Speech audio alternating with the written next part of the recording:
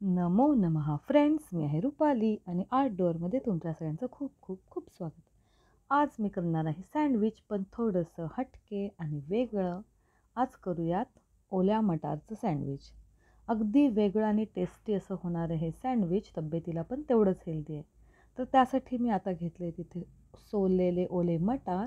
इथे मी जवळजवळ 2 ते 2.5 वाटी मटार घेतले. त्यामध्ये मी टाकल्यात 3 मिरच्या, 2 लसणाच्या पाकळ्या आणि थोडंसं आलं. हे सगळं आपल्याला एकसारखं छान बारीक वाटून घ्यायचं आहे. त्यानंतर वाटलेल्या या मटारचं मिश्रण मी आता काढून घेतलं आहे एका बाउलमध्ये.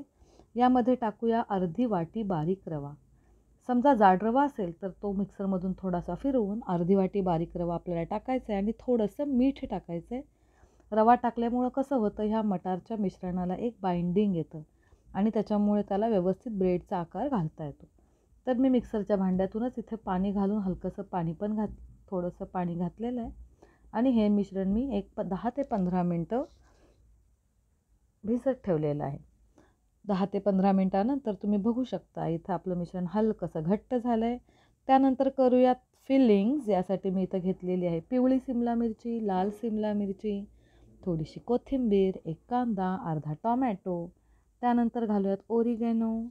ओरिगॅनोनंतर मी इथे हलकंसं घातलेलं आहे चिली फ्लेक्स आणि चवीपुरतं थोडंसं मीठ.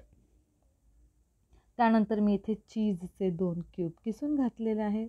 इथे आपण चीजसोबतच पनीर पण किसून घालू शकतो, जेणेकरून या रेसिपीमधून आपल्याला मॅक्झिमम प्रोटीन्स मिळतील. हे जे फिलिंग आहे, ह्या फिलिंग तुम्ही तुमच्या आवडीनुसार कुठल्याही भाज्यांचं किंवा अगदी डाळीचं किंवा मोड आलेली जे कडधान्य आहेत, स्प्राउट्स आहेत, त्यांचा पण वापर तुम्ही इथं फिलिंगसाठी करू शकता. या फिलिंगमध्ये तुम्ही उकडलेलं अंडं पण घालू शकता, जेणेकरून हे जास्त हेल्दी होईल. तर मला इथे रंगीबेरंगी छान बनवायचं आहे, कारण मला हे सँडविच द्यायचं आहे हेतलच्या टिफिनमध्ये. म्हणून मी इथं फिलिंग रेडी केलेत. आता माझ्याकडे आहे एक सँडविच मेकर. सँडविच मेकरच्या दोन्ही बाजूला चला आपण ब्रशने लावून घेऊया हलकं हलकं तेल. त्यानंतर आपल्याला हे जे ओले मटारचं मिश्रण आहे, त्याचीच एक पातळशी लेयर इथे बनवायची आहे. ज्याप्रमाणे आपण ब्रेडचं सँडविच बनवतो आणि ब्रेडवरून खालून एका ब्रेडच्या मध्ये आपण बाकीचं सगळ्या भाज्या घालतो, त्याप्रमाणे इथे आपण ओल्या मटारचं जे वाटलेलं मिश्रण आहे, त्या मिश्रणाच्या लेयरच्या मध्ये आपल्याला हे फिलिंग भरायचं आहे. तर तुम्ही बघाल, मी आपल्या सँडविच मेकरच्या एका बाजूला व्यवस्थित ओल्या मटारची पातळशी लेयर घालून घेतली आणि आपलं एकदम यम्मी असं फिलिंग मी त्याच्यामध्ये भरलं आहे.